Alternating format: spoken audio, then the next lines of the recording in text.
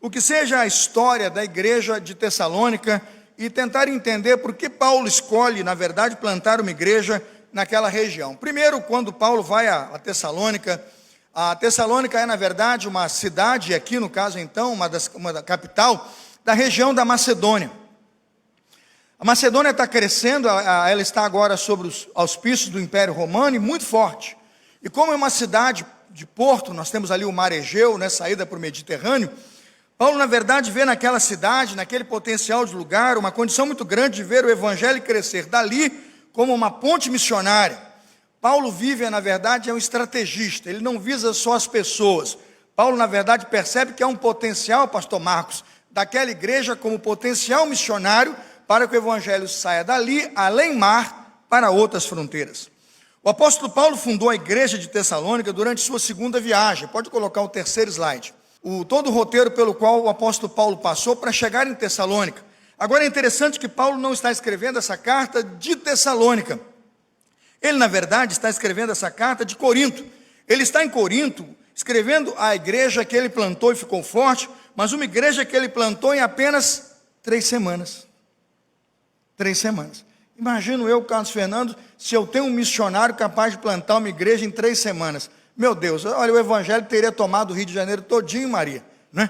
Nós teríamos uma igreja, não é em cada bairro, é uma igreja em cada esquina, né? O missionário vai para Tessalônica, uma cidade grande, naquela época nós estamos falando aí de 200 mil pessoas, ele planta uma igreja grande, forte, em 3 semanas, e ele sai, aqueles irmãos continuam lá, o evangelho começa a ser perseguido, ele começa a perceber que aqueles irmãos estão confundindo a perseguição que eles estão passando com a parousia, com a volta de Jesus. E alguns irmãos começam até a questionar se Paulo não teria ido lá e, na verdade, sido uma influência para o Império Romano agora, porque então seria uma grande forma ardilosa de comprometer a fé daqueles irmãos. E Paulo então escreve essa carta não somente em sua defesa, mostrando a legitimidade de suas ações, mas explicando que certamente aquela ainda não seria a volta do Senhor Jesus.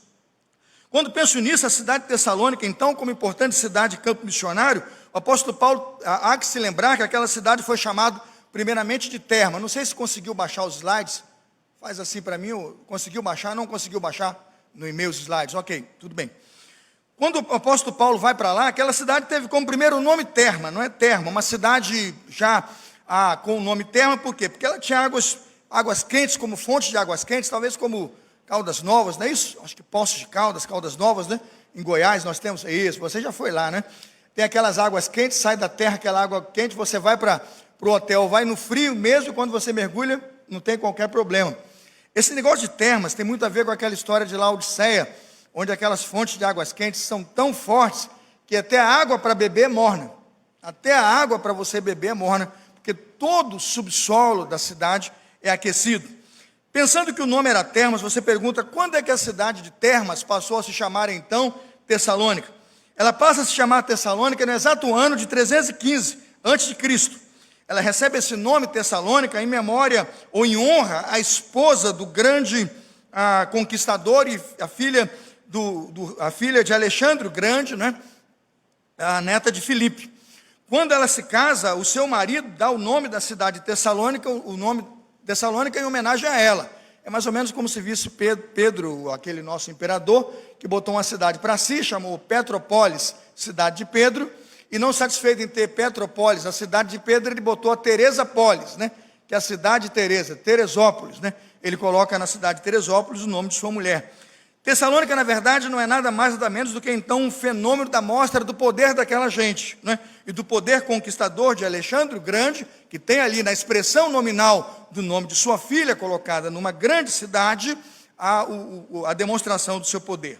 Naquela época, com apenas 200 mil pessoas, hoje a cidade de Tessalônica, não mais chamada nem Terma, nem Tessalônica, já mudou de nome, mais ou menos no ano de 168 depois de Cristo, eles vão começar a chamar aquela região de Salônica, Golfo Salônico.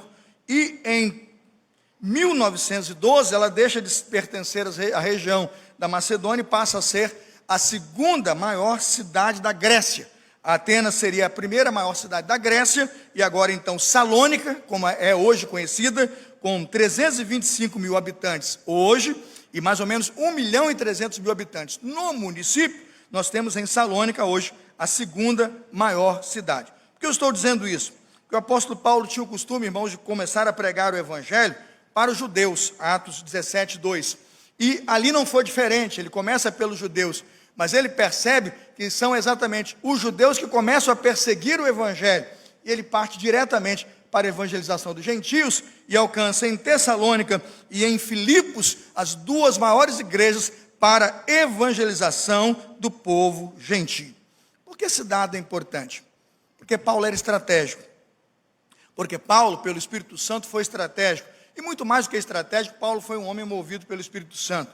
Por que ele está em Tessalônica? Ele tem um desejo de ir para a Ásia, ele quer ir para a Ásia, ele quer ir para outras regiões. Mas a Bíblia diz que um homem aparece de noite, o apóstolo Paulo, em visão.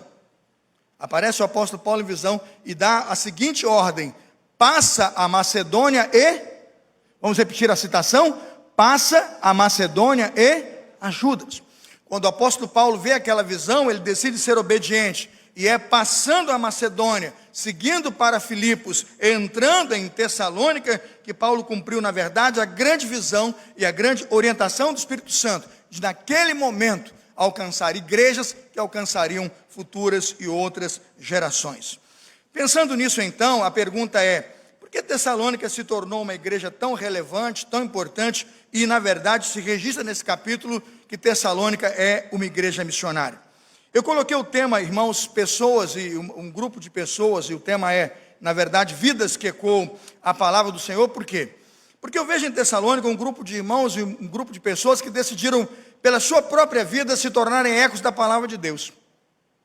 Às vezes nós queremos que o evangelho seja ecoado pela estrutura que nós construímos, e nós muitas vezes lembramos do evangelho pela quantidade de tempos que construímos, pela quantidade de propriedade que temos, ou pelo chamado número de patrimônio que uma igreja possui. Na verdade, na visão missionária, irmãos, o patrimônio, ou o templo, não é? Ou a quantidade de terras é pouquíssimo ou nada importante ou relevante, porque Paulo sabia que ao plantar uma igreja firmada na casa, nos lares e envolta na fé das pessoas, ele estaria modificando e construindo com pedras vivas aquilo que seria e será sempre o futuro da igreja do Senhor.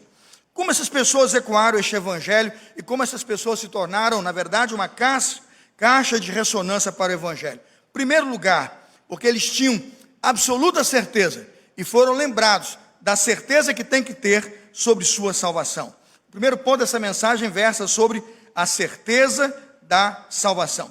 Veja comigo 1 Tessalonicenses capítulo 1, versículo 1, volte ao texto comigo. Se a equipe então puder projetar pelo menos o texto, me ajuda.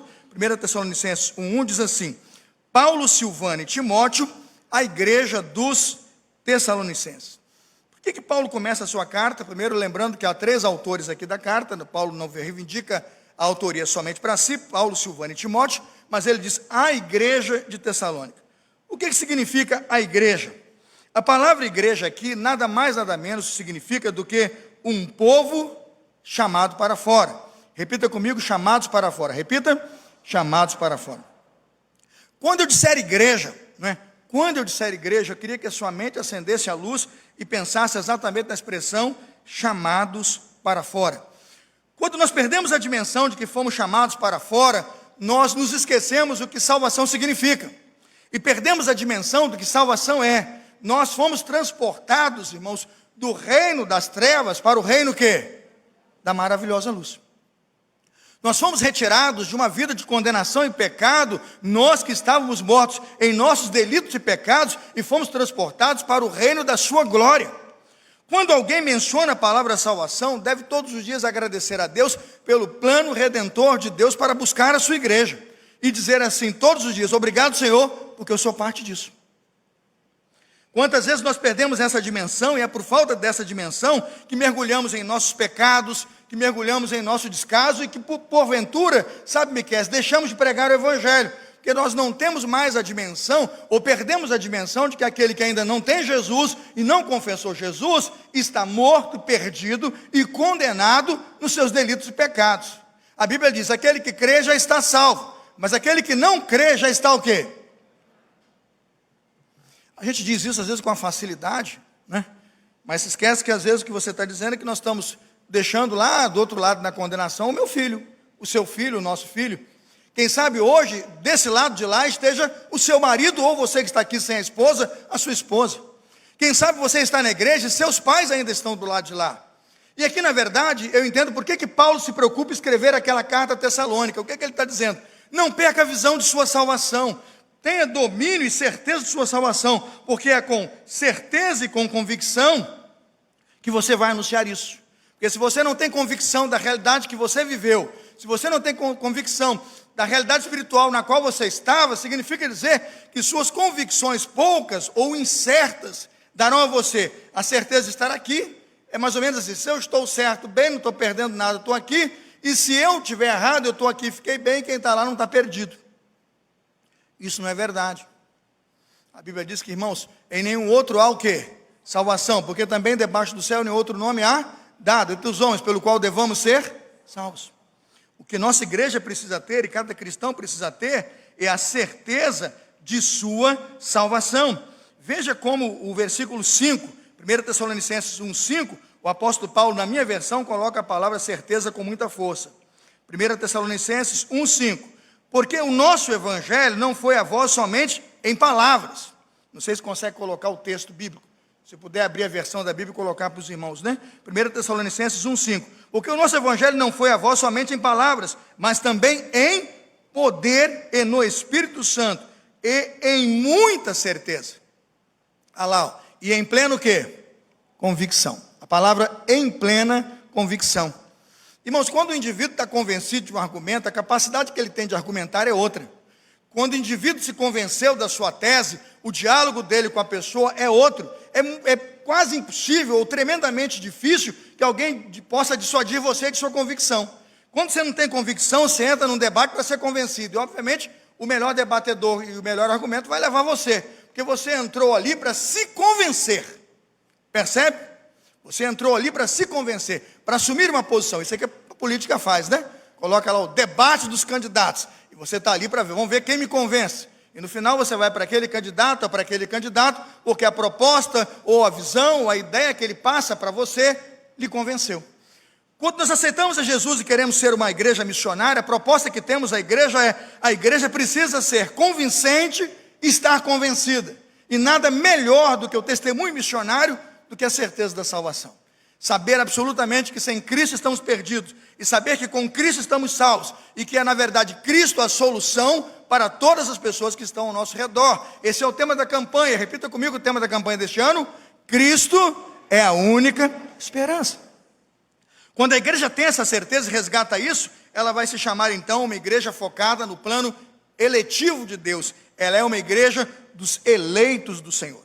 A doutrina da eleição não é uma doutrina para calvinistas ou contra arminianos ou então de afirmativa à luterana. Não. A doutrina da eleição é uma doutrina bíblica e que impõe ao crente, qualquer tipo de crente, seja ele um cristão batista, assembleano, metodista, luterano, a todo cristão, a ideia de que ele é um eleito de Deus.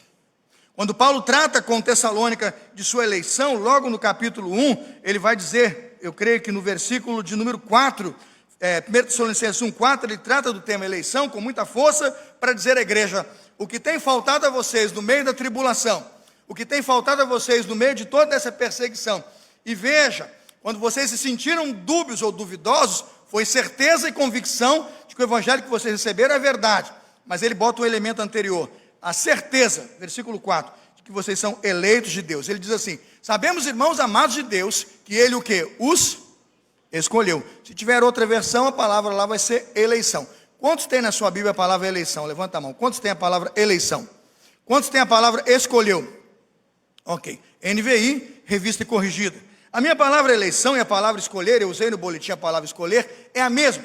Essa escolha de Deus é um plano redentivo, irmãos, e veja, um plano que Deus desenhou antes da fundação do mundo.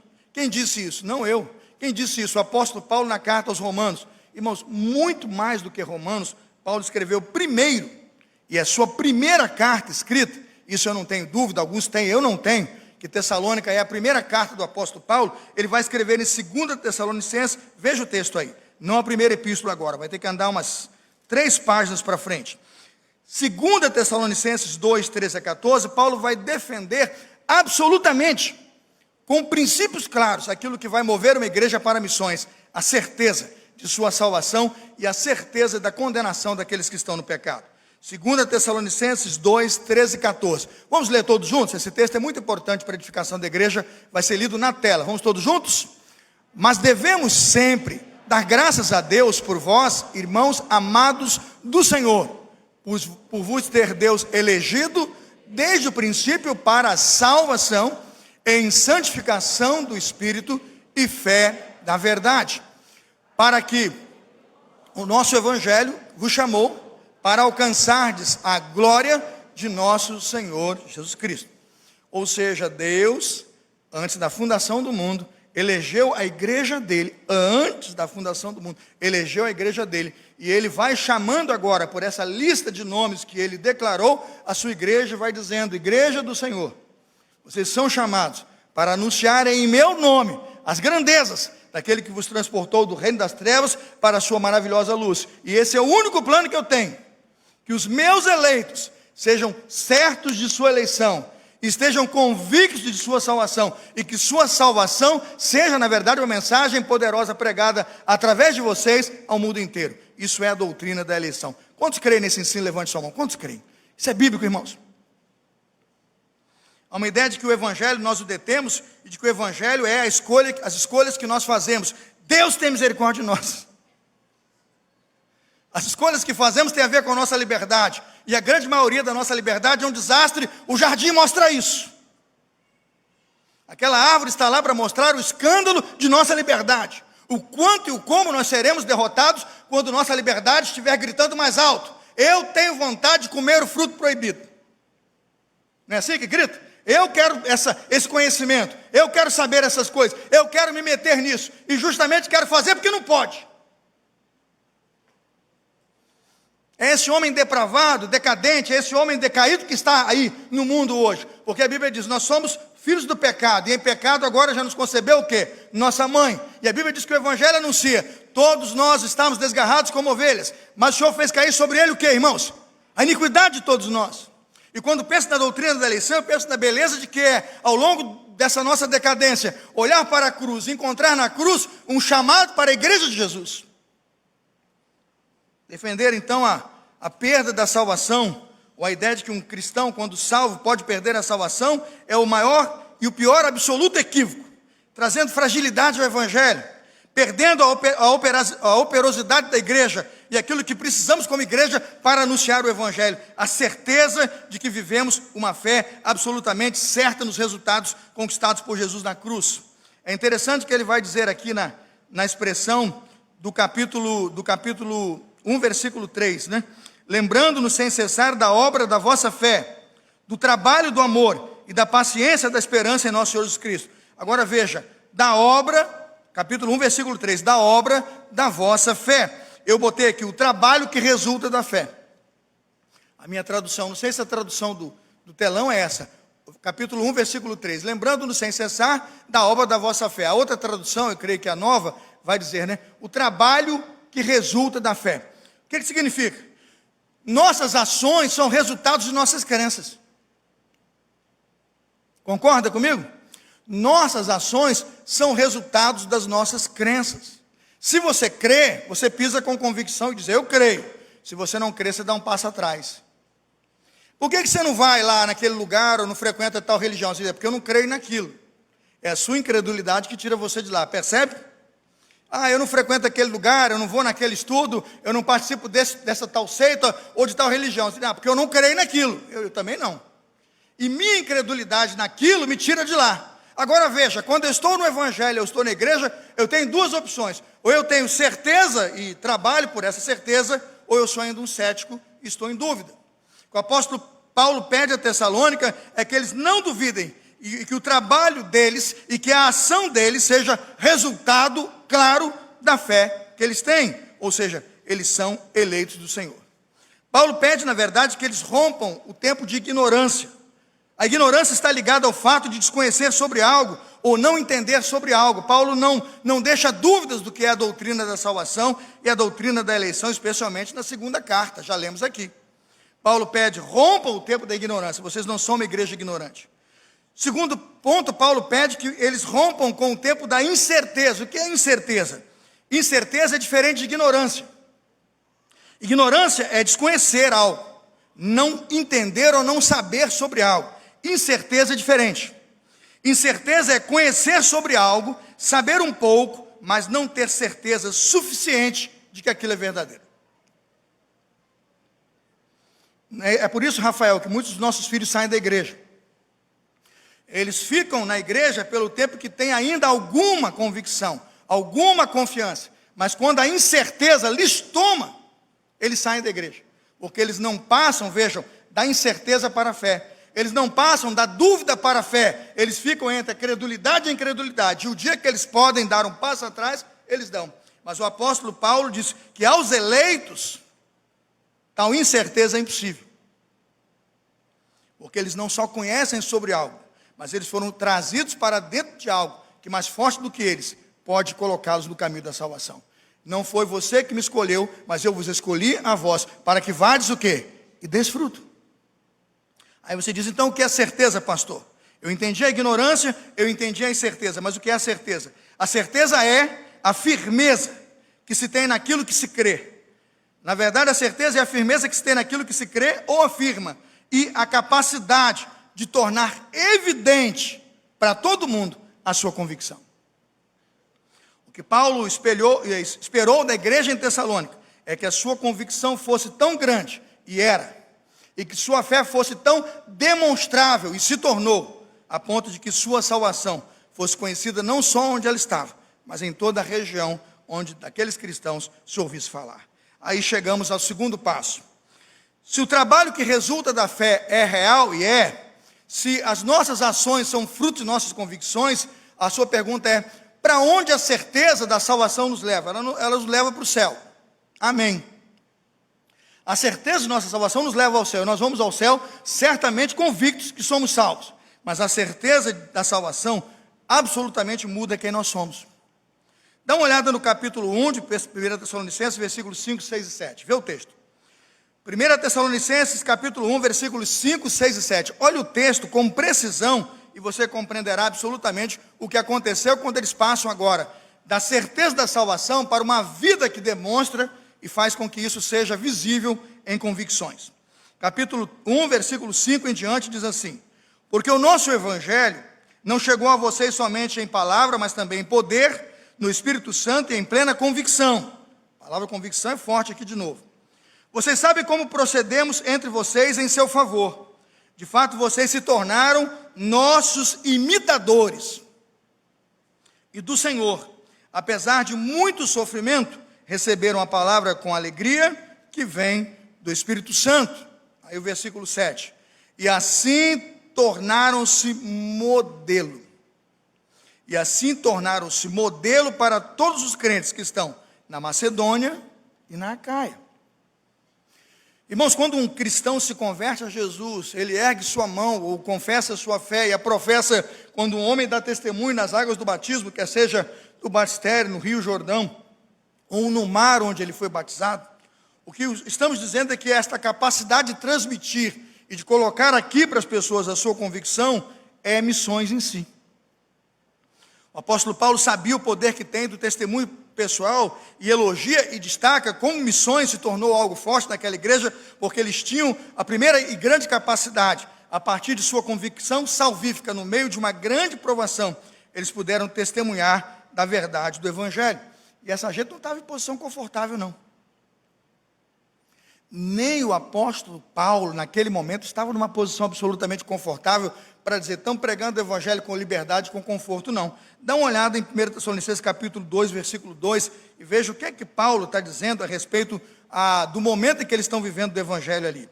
1 Tessalonicenses 2, 2. Mas mesmo depois de termos antes sofrido e sido envergonhados, como sabeis em Filipos, tornamo-nos ousados em nosso Deus para vos falar o evangelho de Deus com um grande combate.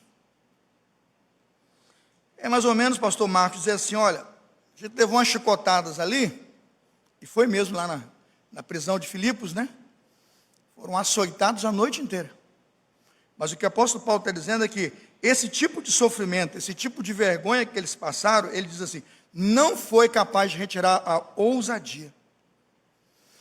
Quando uma igreja tem a ousadia do Espírito Santo, irmãos, ela passa da certeza da salvação, ela é, entenda bem, infectada e absolutamente contaminada e totalmente dominada pelas suas convicções, e isso modifica o seu comportamento. Quando isso aconteceu? Primeiro, o versículo 5 diz que eles receberam a palavra de Deus. Dá uma olhada no versículo 5, ele diz assim, porque o nosso evangelho não foi a voz somente em palavras, ou seja, eles receberam a palavra de Deus. Eles, na verdade, receberam e praticaram essa palavra, por quê? Veja o capítulo 2, vá para o versículo 13.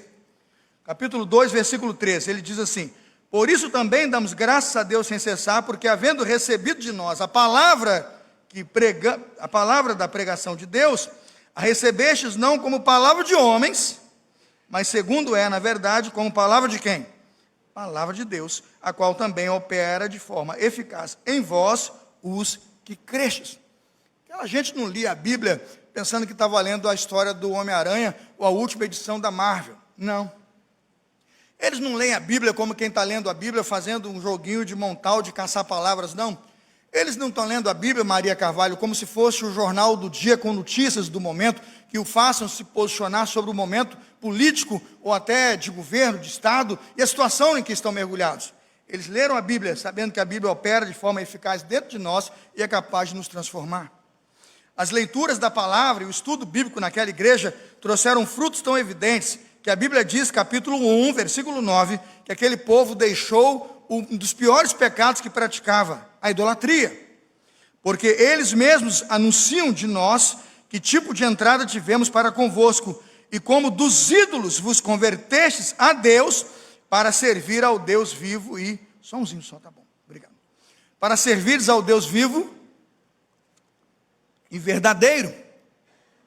Quando penso nisso, entendo claramente que naquele momento, irmãos, a liderança espiritual com aquela igreja trabalhou, o apóstolo Paulo, Silvano e Timóteo, ao enviar esta carta, e o evangelho, através das cartas que estavam chegando, e também do livro sagrado que naquele momento eles tinham, foi capaz de transformar aquela igreja e de modificar o seu ministério. Por quê? Porque eles passaram, absolutamente passaram a sofrer por Cristo. O sofrimento de Paulo em Filipos é, na verdade, motivação para eles continuarem. Por quê? Eu não estou dizendo assim, foi o sofrimento de Paulo que nos inspirou, não. O nosso sofrimento também será inspiração. Veja o versículo 6. 1 Tessalonicenses 1,6. Eles estão felizes ou estão sofrendo?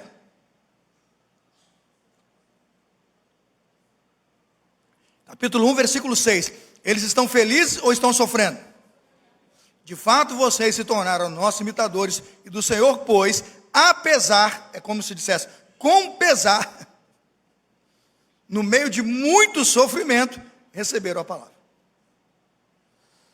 A maioria de nós vive hoje um evangelho que impõe aceitar o evangelho, seguir o evangelho e livrar-se do sofrimento. Isso é o evangelho mais ridicularizado que a gente pode ouvir e pregar.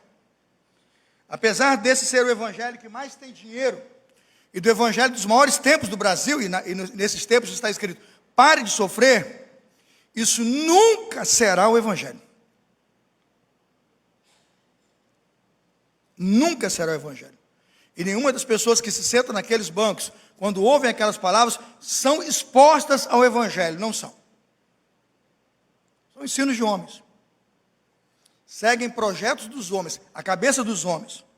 Não há verdade de Deus ali. Pois a verdade de Deus nos ensina claramente e absolutamente, mesmo quando no sofrimento nós estamos, a glória de Deus continua sobre a igreja. A dor do cristão muitas vezes servirá de exemplo de submissão e testemunho. E aí veja o poder que tem em quando você se torna modelo de fé para outras pessoas. Abra comigo 2 Coríntios capítulo 8, por favor. Segunda carta de Paulo aos Coríntios, capítulo 8, e veja como o exemplo daquela igreja ganhou o mundo, irmãos. É algo tremendo. Segunda carta de Paulo aos Coríntios, capítulo 8. As igrejas da Macedônia estão tão unidas e tão convictas agora no amor de Deus, na certeza de sua salvação, e tornaram-se um modelo para outros cristãos, que quando Paulo escreve à igreja de Corinto, que também é onde ele passou um duro e grande sofrimento, ele coloca as igrejas da Macedônia, inclusive Tessalônica, como exemplo de igreja. 2 Coríntios capítulo 8, a partir do verso 1, diz assim: além disso, irmãos, vos fazemos conhecer a graça de Deus concedida às igrejas da Macedônia. Está falando lá da igreja de Tessalônica, as igrejas da Macedônia. Como em grande prova de aflição e abundância de sua alegria e sua profunda pobreza, abundou em riquezas da sua liberalidade. Quando vocês tinham muito, continuaram ofertando e contribuindo. E quando nada tiveram e foram perseguidos, continuaram, Georgina, generosos. A igreja vivia acima desse tipo de discurso: se eu dou e Deus me dá, eu faço. Se eu dou e não tenho nada, eu estou fora. Como se o evangelho fosse barganha. A fé desta igreja tomou o mundo, irmãos. Olha o versículo 3. Porque do seu poder, versículo 3, 2 Coríntios 8, 3. Porque do seu poder eu dou testemunho, sim, além do seu poder, eles estavam dispostos de si mesmos.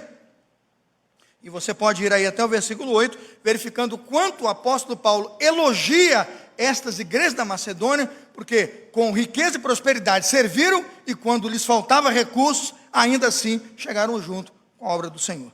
Isso significa dizer, irmãos, que uma igreja se torna modelo para as outras igrejas, para as outras pessoas, quando ela é, na verdade, uma igreja encarnada no verdadeiro evangelho do nosso Senhor e Salvador Jesus Cristo. Nós podemos sofrer por Cristo, mas precisamos, com o nosso sofrimento, encorajar os outros. Volte à carta de 1 Tessalonicenses capítulo 1, versículo 7, e veja: foi desta maneira, o sofrimento deles, 1 Tessalonicenses 1, 7, foi dessa maneira que vocês se tornaram exemplo para todos que creem na Macedônia e em Acaia. Não ficou só onde eles viviam, não, irmãos. O evangelho transportou, foi para além das fronteiras. Terceiro e último lugar, eu quero ir à conclusão da mensagem, pensando por que essa gente se tornou uma caixa de ressonância, uma igreja que ecoa a palavra do evangelho. Primeiro, pela certeza da salvação e a convicção que tinham da salvação. Segundo, porque a salvação era tão certa e tão verdadeira, e sua eleição foi tão assumida, que eles iniciaram o processo de santificação e mudança de vida. Abandonaram pecados como idolatria e tantos outros pecados, como murmuração e até dúvida sobre os escritos da volta de Jesus. Tudo isso foi abandonado para se tornarem uma igreja exemplo. E em último lugar, irmãos, a certeza de que esta igreja referendou a sua salvação e o evangelho de Jesus Cristo pela sua vocação missionária. Repita comigo a palavra vocação missionária. Vocação missionária. Essa igreja é o maior exemplo de vidas que operam e transformam o evangelho, porque a sua vocação missionária foi evidente. Bota o versículo 8 na tela para mim. Versículo 8. Olha que bonito é quando uma igreja é carta viva do Deus vivo. Versículo 8. Leamos todos juntos? Porque, partindo de vocês, propagou-se a mensagem do Senhor na Macedônia, na Acaia. Não somente isso, mas também por toda parte tornou-se conhecida a fé que vocês têm em Deus. O resultado é que não temos necessidade de dizer mais nada sobre isso. O apóstolo Paulo está dizendo o seguinte: o testemunho de vocês nas regiões da Macedônia e da Acaia é tão evidente, a vida e a fé de vocês tornou-se tão transparente, que eu não preciso acrescentar um ponto ou uma vírgula sobre o que vocês se tornaram para Deus. Essa igreja se tornou a maior carta viva de Deus naquele momento da história. Ou seja, porque por vós soou a palavra do Senhor, não somente na Macedônia, mas também na Acaia. Agora veja a expressão: porque por vós soou a palavra do Senhor. Aqui eu queria abrir um parênteses, e já vou concluir a mensagem, fique tranquilo, de como nós temos, irmãos, contribuído com baixa vocação missionária para não construir um evangelho saudável. E aqui, quisera eu poder desligar a internet agora e falar só com a igreja. Mas é escandaloso a ideia de que o que se divulga do culto, ou da pregação, ou do evangelho, ou do fato aqui acontecido, é o ruim, e nunca a boa mensagem. E como as pessoas se interessam em divulgar aquilo que é ruim, e falar daquilo que é ruim, e conversar sobre aquilo que é ruim. As redes sociais estão infectadas disso, a nossa moral parece se agradar desse tipo de assunto. Eu me lembro, recentemente teve uma sessão aqui na igreja, eu creio que uma das últimas, houve um episódio não muito agradável, não foi mesmo, né? departamento social foi tomado aí por uma surpresa. Mas é interessante que toda a minha tarde foi tomada por ligações daquele assunto. Aí eu disse, tantas conversões. E aquela manhã houve conversões. O avivamento que a igreja passou naquela manhã. O despertamento que tivemos. Não havia um lugar no tempo naquela manhã, irmãos. No tempo de pandemia, os irmãos se lembram daquele culto. Não havia um lugar. Mas tudo que nós nos detemos a fazer é levar o que não presta. Nossa vocação missionária será percebida na capacidade que você tem de absorver o que é ruim, de jogar fora o que é ruim e de transferir o que é bom, irmãos. Falando de vida e não de morte, falando de paz e não de guerra. É uma canção que eu cantava quando criança. Lembra disso? Eu gosto dessas canções velhas aí. Eu estou velho, cabelo branco já. A gente precisa adoçar os nossos lábios com as coisas boas. Encher a nossa vida com as coisas boas. As coisas ruins, quando você vê uma coisa ruim, sabe qual é a postura do crente? Eu digo para você, pare de ver, feche seus olhos, seu joelho comece a orar. E quando alguém perguntar, eu digo, aquilo está lá para falar a obra do diabo não tem espaço para mim, irmãos.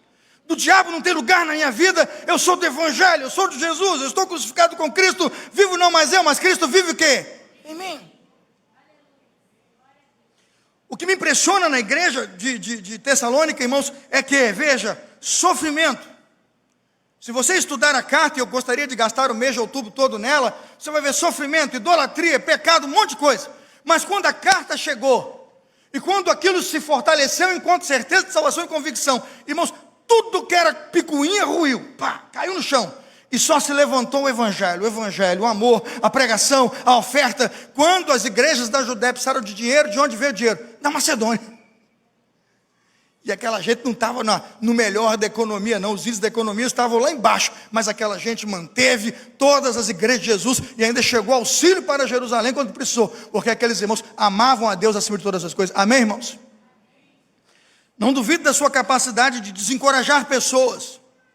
Ao contribuir levando o que é desencorajador. Isso é uma prova de que você tem a salvação. É indigno dela, assim como eu sou. Mas você não tem vocação missionária. Você não tem vocação missionária. Porque você não recebe a palavra e a transmite com a mesma percepção e com a mesma eficácia com que o evangelho precisa ser promovido. Quando vejo o versículo 8 dizendo, porque por vós mesmos soou a palavra do Senhor, não somente na Macedônia, mas na Acaia e em todos os lugares a vossa fé para com Deus. A vossa fé se espalhou, não foi a notícia ruim, foi a fé que se espalhou. Eu louvo a Deus de tal maneira que já não tenho mais necessidade de falar coisa nenhuma. Porque contra fatos não há o que, irmãos? Argumentos. Aquela igreja era salva e regenerada. Que nossas ações missionárias, mesmo em meio à perseguição, que nossa ação missionária, mesmo em meio à luta ou dor, possa se tornar como o apóstolo Paulo quando em Corinto, mesmo no meio do sofrimento, mesmo no meio da perseguição, não deixou de testemunhar do evangelho de Jesus. Porque Paulo se tornou imitável e fez da igreja de Tessalônica uma igreja que imitou a sua fé. Eu termino. Vamos a Atos 18, por favor, eu vou terminar nesse texto. Atos 18, 9. Eu quero terminar aqui. Atos 18, 9.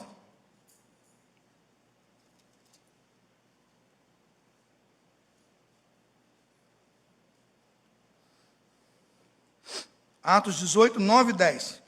O contexto aqui, irmãos, é que Paulo foi pregar aos judeus, e os judeus começaram a blasfemar, a sacudir as vestes, e na verdade, a criticar o apóstolo Paulo. Houve um conflito religioso aqui, capítulo 18, dos versos 1 a 6. E no meio de todo esse bate-boca, dessa discussão, o apóstolo Paulo poderia ter desanimado.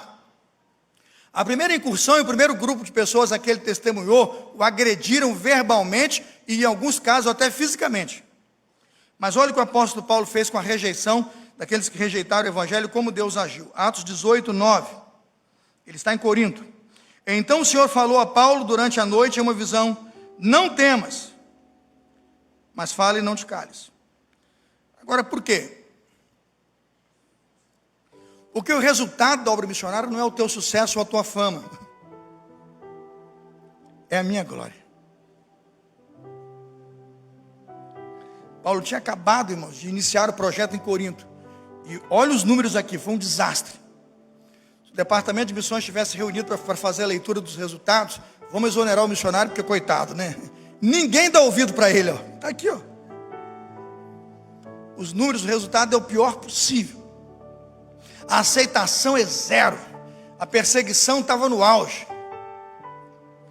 Mas para ter vocação missionária, e sabendo que Paulo era um missionário, o Senhor lhe falou: Paulo, não temas, fala e não te cales. Aí veja o verso 10. Veja o verso 10. Pode colocar o 10. Vamos ler todo mundo? O que animou Paulo a continuar pregando? Vamos lá? Pois estou com vocês, ninguém vai lhes fazer mal ou feri-lo. Por quê? Não são os números e os resultados que nós estamos atrás. E não são os resultados que vamos obter na primeira incursão missionária que fazemos. Mas é a certeza de que Deus tem povo nesse lugar. Como Deus ainda tem gente para alcançar nesse bairro, no Rio de Janeiro, no Brasil e no mundo. E a minha pergunta é: vocês estão dispostos? Como a igreja de Tessalônica, irmãos, nós podemos encorajar ou desencorajar. Nós podemos ter a certeza, a convicção de nossa salvação, ou ficarmos aí achando que ora tenho, ora não tenho, ora eu ganho salvação, ora eu perco. Isso não é evangelho, eu creio na doutrina da eleição. Mas o que essa convicção tem que fazer comigo é, primeiro, ela torna a minha conduta e o meu modelo de conduta exemplar. E ela faz aflorar a minha visão missionária. E o que é missões aqui?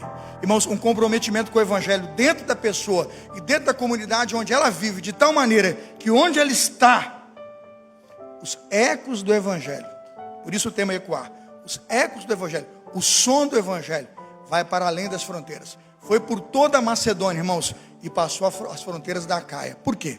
Porque aquela igreja tornou-se uma igreja amplamente voltada para deixar fluir a sua vocação missionária. Quantos gostariam nesta última oração do culto da manhã comigo, orando, fazendo a última oração comigo, dizer assim: Senhor, eu quero primeiro firmar a minha vida e a minha fé na certeza que tenho de que sou um eleito e na salvação que tenho em Cristo, e usar a minha vocação missionária, sim, a minha vocação missionária, para ser uma caixa de ressonância do evangelho, um lugar onde o evangelho está e as pessoas podem ouvir o evangelho através de mim.